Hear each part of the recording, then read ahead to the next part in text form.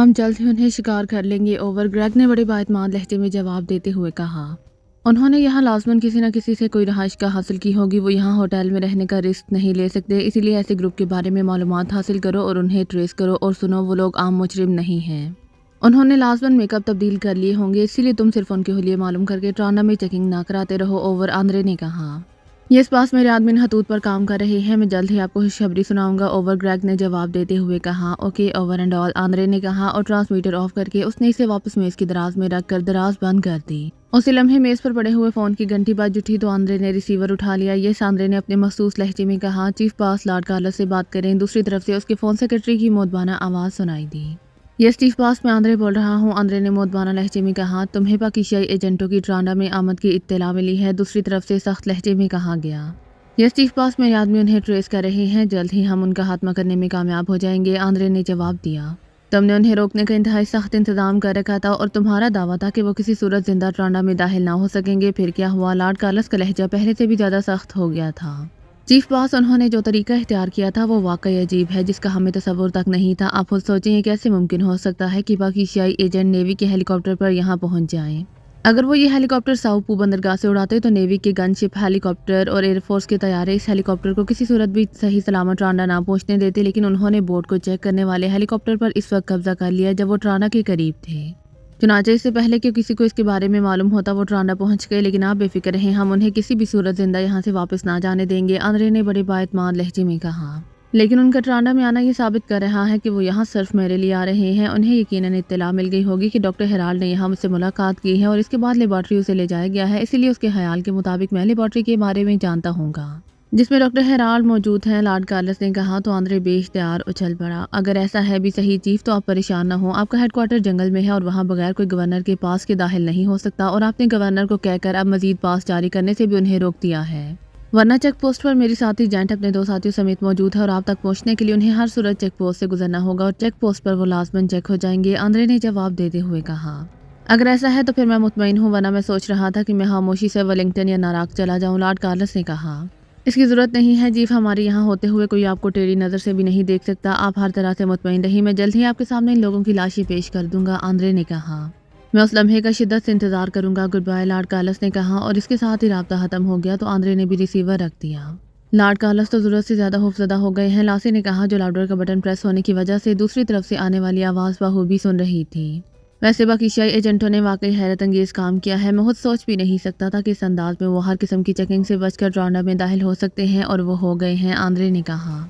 लार साहब का ये ख्याल दुरुस्त है कि ये लोग सिर्फ लार साहब से असल टारगेट मालूम करने आए हैं, और ये बात सब जानते हैं कि पाकिस्तान सीक्रेट सर्विस इधर उधर वक्त ज़ाया करने के बजाय पूरी तेज़ रफ्तारी से अपने टारगेट की तरफ बढ़ती है, इसीलिए ये लाजमी बात है कि वो सीधे सेक्शन हेडक्वार्टर पहुंचकर लॉर्ड कार्लस से इस लेबॉर्ट्री के बारे में मालूमात हासिल करेंगे। इसीलिए बेहतर यही है कि तुम जेंट को अलर्ट कर दो, हो सकता है जेंट को इस बात का इल्म ही ना हो कि वो लोग ट्रांडा में पहुंच चुके हैं, लासी ने कहा।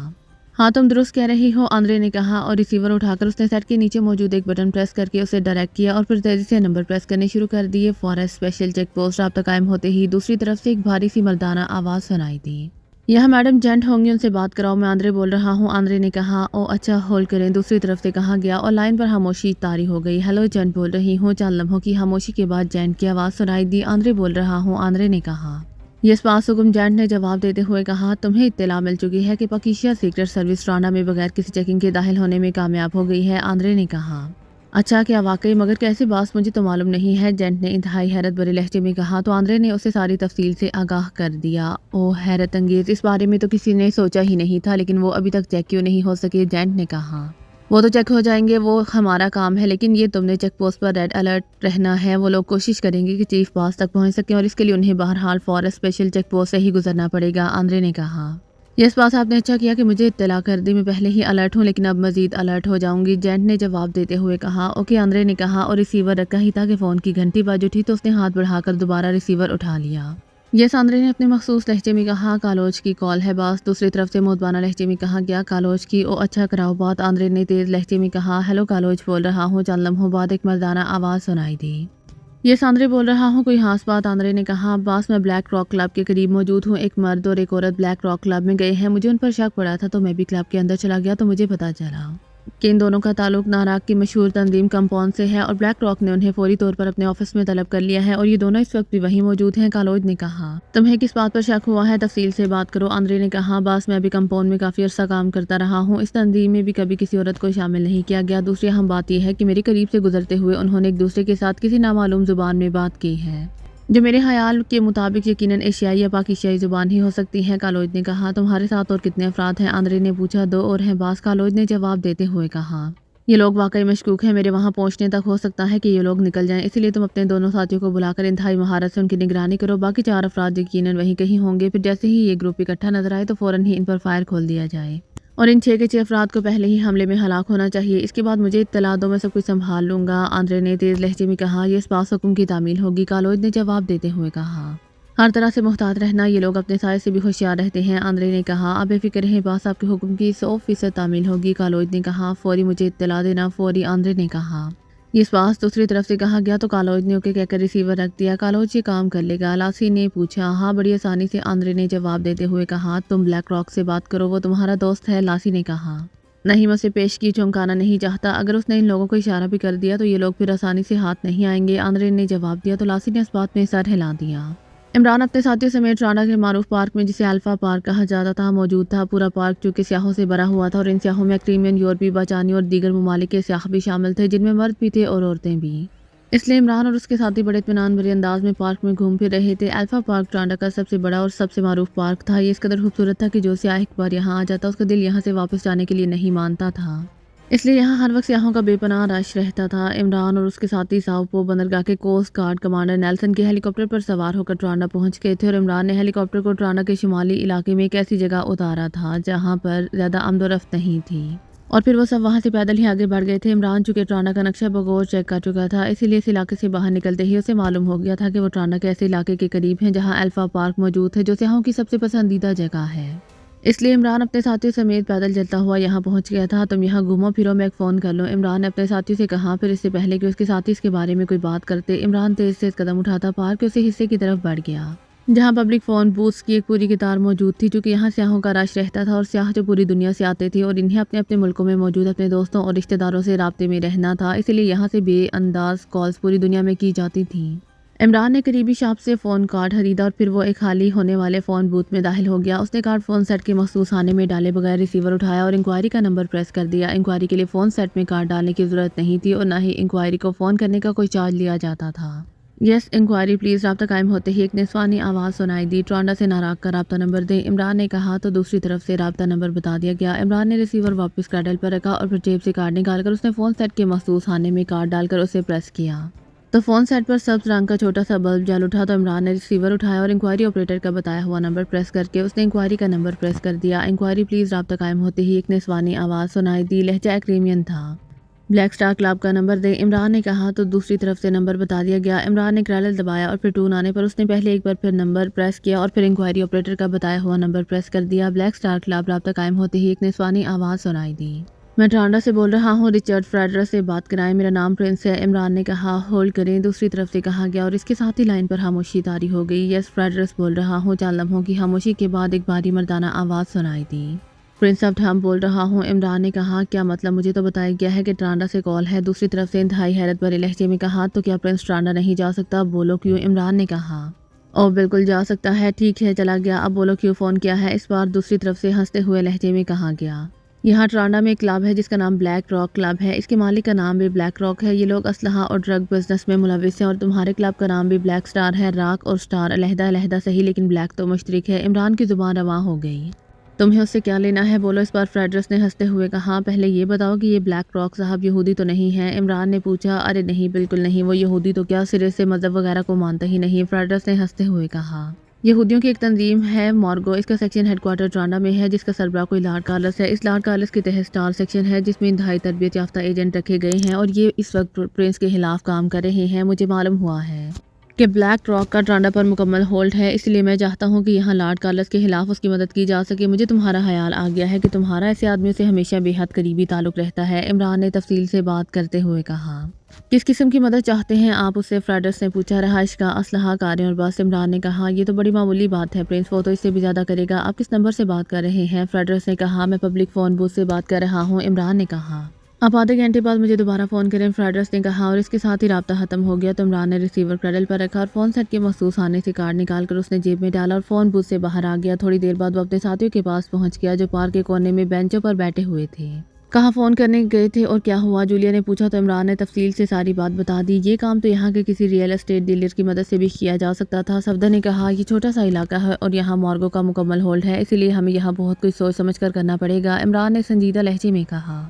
لارڈ کارلس کہاں ہے؟ کیا تمہیں معلوم ہے؟ ہمیں وہیں پہنچ جانا چاہیے، تنویر نے کہا۔ وہ جنگل میں رہتا ہے اور سوائے ایک خصوصی چیک پوسٹ کے اور کوئی راستہ وہاں جانے کا نہیں ہے۔ دوسری بات یہ ہے کہ سیکشن ہیڈ کوارٹر کے تحت ایک اور گروپ ہے جس میں انتہائی تربیت یافتہ ایجنٹ شامل ہیں۔ ان کا انچارج ماسٹر آندرے ہے اور ماسٹر آندرے اور اس کے ساتھی پورے ٹرانڈا میں پھیلے ہوئے ہیں۔ ان کا کام ہمیں ٹریس کرنا ہے اور یہ لوگ جسے مشکوک سمجھتے ہیں اسے فوری گولی سے اڑا دیتے ہیں۔ اب تک کئی گروپ ہماری جگہ ان کے ہاتھوں مارے جا چکے ہیں، اس لیے ہمیں بے حد محتاط رہنا ہوگا، عمران نے کہا۔ پھر تھوڑی دیر بعد اس نے گھڑی دیکھ کر اٹھ کر ایک بار پھر فون بوتھ کی طرف چل پڑا۔ ایک خالی بوتھ میں داخل ہو کر اس نے جیب سے کارڈ نکال کر اسے فون سیٹ کے مخصوص خانے میں ڈال کر اس نے دبایا تو فون سیٹ پر سبز رنگ کا ایک چھوٹا سا بلب جل اٹھا۔ تو عمران نے ریسیور اٹھایا اور نمبر پریس کرنے شروع کر دیے۔ بلیک سٹار کلب رابطہ قائم ہوتے ہی ایک نسوانی آواز سنائی دی۔ ریچرڈ فریڈرس سے بات کراؤ، میں ٹرانڈا سے پرنس بول رہا ہوں، عمران نے کہا۔ ہولڈ کریں، دوسری طرف سے کہا گیا۔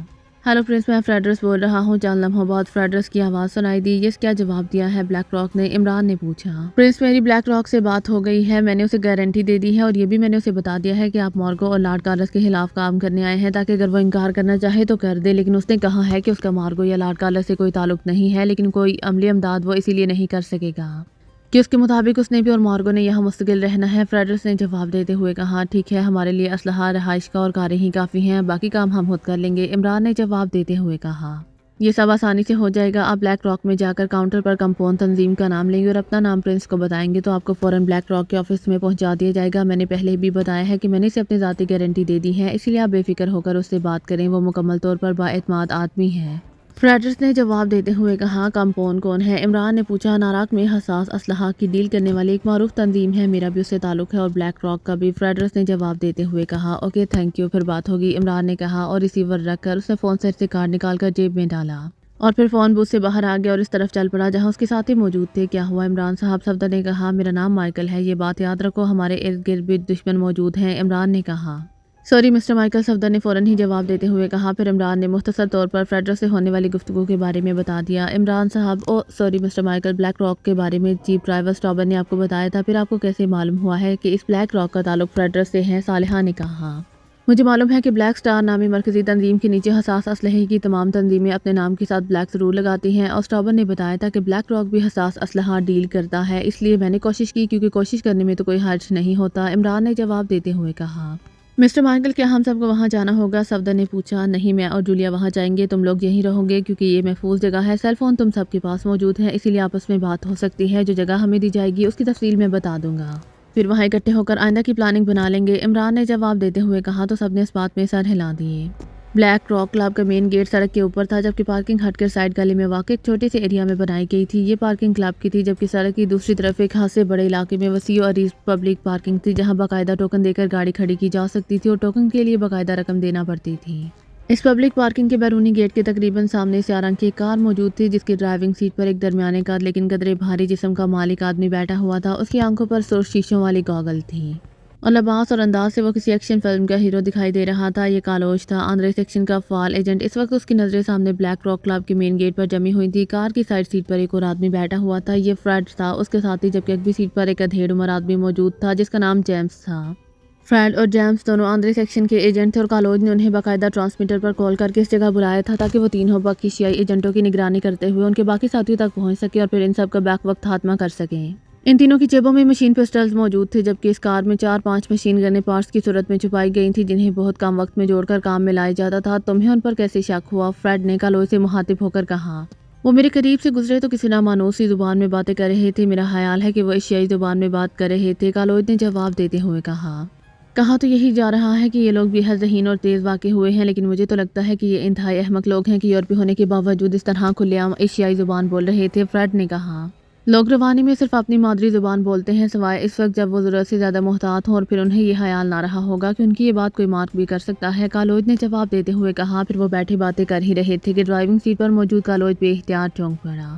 وہ باہر نکل رہے ہیں، وہ دیکھو وہ مرد جس نے سوٹ پہن رکھا ہے اور ساتھ ایک عورت ہے جس نے جینز کی پینٹ اور لیدر کی جیکٹ پہن رکھی ہے، کالوج نے کہا۔ تو فریڈ اور جیمز دونوں نے غور سے انہیں دیکھنا شروع کر دیا۔ تو یہ ہیں وہ لوگ، لیکن کیا یہ پیدل جائیں گے؟ فریڈ نے کہا۔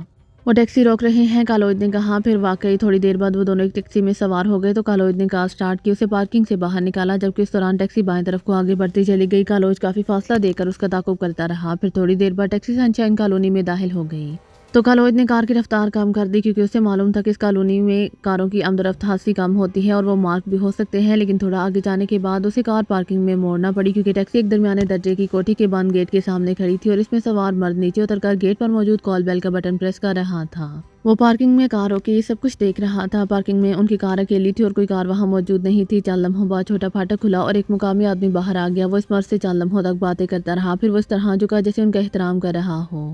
مرد نے ٹیکسی ڈرائیور کو کرایہ ادا کیا، جبکہ اس کی ساتھی عورت ٹیکسی سے نیچے اتری اور پھر وہ دونوں کوٹھی کے گیٹ سے برآمد ہونے والے آدمی کے پیچھے کوٹھی کے اندر داخل ہو گئے اور پھر چھوٹا پھاٹک بھی بند کر دیا گیا۔ یہ دو تو ہیں، اب باقی چار کا کب تک انتظار کرنا ہوگا؟ فریڈ نے کہا۔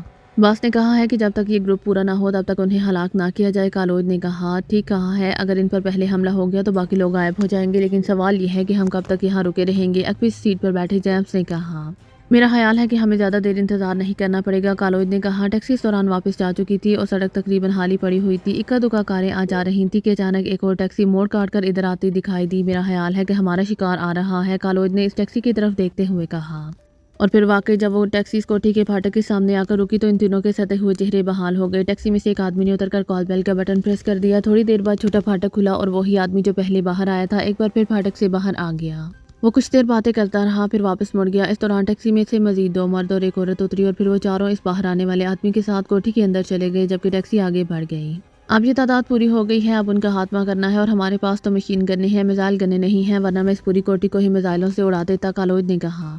میرا خیال ہے کہ ہمیں ایک بھی طرف سے اندر داخل ہونا چاہیے، پھر جو نظر آئے اسے اڑا دیا جائے۔ جس قدر تیز آپریشن ہوگا اس قدر کامیابی یقینی ہوگی، جیمز نے کہا۔ میرا خیال ہے ہمیں رسک نہیں لینا چاہیے، یہ لوگ اندر ہیں، کہیں بھاگے نہیں جا رہے، اسی لیے ہمیں سے دو آدمی یہاں رکیں گے اور ان کی نگرانی کریں گے، جبکہ ایک آدمی جا کر بے ہوش کر دینے والی گیس کا پسٹل ہیڈ کوارٹر سے لے کر آئے، اس طرح ان کا خاتمہ یقینی ہو جائے گا، فریڈ نے کہا۔ یہ لمبا کام ہے، اس میں کافی وقت صرف ہوگا، اور اگر یہ لوگ یا ان میں سے چند باہر چلے گئے تو ہمیں ایک بار پھر انتظار کرنا پڑے گا اور ہمارا زیادہ دیر رکنا ہمیں مشکوک کر سکتا ہے، اس لیے ہم نے جو کچھ کرنا ہے فوری کرنا ہے، کالوج نے کہا۔ کالوج ٹھیک کہہ رہا ہے، ہمیں جو کچھ کرنا ہے فوری کرنا ہے، تب ہی یہ لوگ ختم ہوں گے، ورنہ انہیں معمولی سا بھی شک پڑ گیا تو الٹی آنتیں گلے پڑ سکتی ہیں، فریڈ نے کہا۔ اوکے آؤ چلو اکبر طرف چلتے ہیں، جیمز نے کہا۔ اور پھر ان تینوں نے کار میں سے مشین گن نکال کر انہیں جوڑا اور پھر اپنے کوٹوں کے اندر انہیں اس طرح ایڈجسٹ کر لیا کہ وہ بظاہر دیکھنے میں نظر نہ آئے، اور پھر کار لاک کر کے وہ تیز تیز قدم اٹھاتے سڑک پار کر کے کوٹھی کی سائڈ میں جانے والی سڑک پر آ گئے اور پھر آگے بڑھتے چلے گئے۔ سب سے آخر میں کالوج تھا۔ وہ اس انداز میں چل رہے تھے جیسے وہ وہیں کے رہنے والے ہوں اور چہل قدمی کے لیے باہر نکلے ہوں۔ کوٹھی کے عقب میں ایک اور گلی تھی جو کافی اندر تک چلی گئی تھی اور جس میں کوڑے کرکٹ کے کئی ڈرمز پڑے ہوئے تھے۔ پہلے میں اندر جاؤں گا، پھر اکبر دروازہ کھول دوں گا اور پھر تم دونوں اندر آ جانا، کالوج نے ان دونوں کے اس گلی میں آ جانے کے بعد ان سے مخاطب ہو کر کہا۔ تو وہ دونوں سر ہلاتے ہوئے کوڑے کے بڑے بڑے ڈرموں کی اوٹ میں ہو گئے تاکہ سڑک پر سے گزرنے والے انہیں چیک نہ کر سکیں، جبکہ کالوج پہلے سڑک کی طرف گیا۔ اس نے سر باہر نکال کر دائیں بائیں دیکھا تاکہ کوئی اسے دیوار پار کرتے ہوئے چیک نہ کر سکے، اور جب اس نے دونوں طرف کسی کو نہ پایا تو وہ تیزی سے مڑا اور پھر جمپ لگا کر وہ ایک بند ڈرم کے اوپر چڑھ کر پلک جھپکنے میں دیوار پر بیٹھا، اور دوسرے لمحے اس نے اندر چھلانگ لگا دی۔ ہلکا سا دھماکہ ہوا اور کالوج دیوار کے ساتھ ہی دبک گیا، لیکن جب کچھ دیر تک ہلکے سے دھماکے کا کوئی رد عمل سامنے نہ آیا تو وہ آہستہ سے اٹھا اور اس نے سائڈ میں موجود دروازے کو اندر سے کھول دیا۔ دروازہ کھلتے ہی فریڈ اور جیمز بھی اندر داخل ہو گئے، تو کالوج نے دروازہ دوبارہ لاک کر دیا اور پھر وہ تینوں ہاتھوں میں مشین گنیں پکڑے بڑے محتاط انداز میں چلتے ہوئے سائڈ راہداری سے آگے بڑھتے چلے گئے۔ پھر وہ تینوں فرنٹ کے قریب جا کر رک گئے۔ کالوج نے رک کر سر باہر نکالا، لیکن فرنٹ خالی پڑا ہوا تھا اور وہاں سے کوئی آواز بھی نہ آ رہی تھی۔ سامنے موجود فاٹک بھی اندر سے بند تھا۔ کالوج نے اپنے پیچھے موجود فریڈ اور جیمز کو آگے آنے کا اشارہ کیا اور خود بھی تیزی سے آگے بڑھ کر برآمدے کی سائڈ دیوار سے لگ کر کھڑا ہو گیا۔ اس کی نظریں پھاٹک کے ساتھ بنے ہوئے چوکیدار کے کمرے پر جمی ہوئی تھیں۔ اسے معلوم تھا کہ ان چاروں مردوں اور دو عورتوں کے علاوہ ایک اور آدمی یہاں موجود ہے، اور ہو سکتا ہے کہ مزید ملازمین بھی موجود ہوں، اس لیے وہ بے حد محتاط تھا۔ لیکن جب پھاٹک کے قریب موجود کمرے سے نہ کوئی آہٹ سنائی دی اور نہ ہی برآمدے میں سے کوئی آواز آئی تو کالوج ہاتھوں میں مشین گن پکڑے بڑے محتاط انداز میں آگے بڑھتا چلا گیا۔ اس کے ساتھی اس کے پیچھے تھے۔ اور پھر جب سیڑھیاں چڑھ کر برآمدے میں پہنچے تو وہ بے اختیار ٹھٹک کر تیزی سے دیوار سے جا لگے۔ انہیں اس راہداری کے کمرے سے انسانی آوازیں سنائی دے رہی تھیں۔ دروازہ بند ہو جانے کی وجہ سے آوازیں ہلکی تھیں، لیکن مردوں اور عورتوں کی آوازیں بہرحال آسانی سے شناخت کی جا سکتی تھیں۔ کالوج اور اس کے ساتھیوں نے ایک دوسرے کی طرف دیکھا، پھر آنکھوں ہی آنکھوں میں ایکشن لینے کا فیصلہ کر کے کالوج آگے بڑھا۔ اس نے پہلے بند دروازے کو دبایا، دروازہ معمولی سا کھل گیا تو کالوج نے زور سے دروازے پر پیر مارا اور ایک دھماکے سے دروازہ کھلتے ہی کالوج اچھل کر اندر داخل ہوا۔ اس کے ساتھ ہی وہ تیزی سے گھوم گیا۔ خبردار اگر حرکت کی، تمہارا چھٹا ساتھی کہاں ہے؟ کالوج نے چیخ کر کہا۔ اس کے دونوں ساتھی بھی کمرے میں داخل ہو کر الرٹ پوزیشنیں لے چکے تھے۔ کمرے میں 7-8 کے قریب کرسیاں موجود تھیں جن پر 2 عورتیں اور 3 مرد بیٹھے ہوئے تھے۔ تم کون ہو؟ وہاں موجود ایک آدمی نے بڑے اطمینان بھرے لہجے میں کہا۔ فائر! کالوج نے یکلہجہ چیختے ہوئے کہا اور اس کے ساتھ ہی اس نے بھی اپنے ہاتھوں میں موجود مشین گن کا ٹریگر دبا دیا اور اس کے ساتھ ہی کمرہ انسانی چیخوں اور بے تحاشا ہونے والی فائرنگ سے گونج اٹھا۔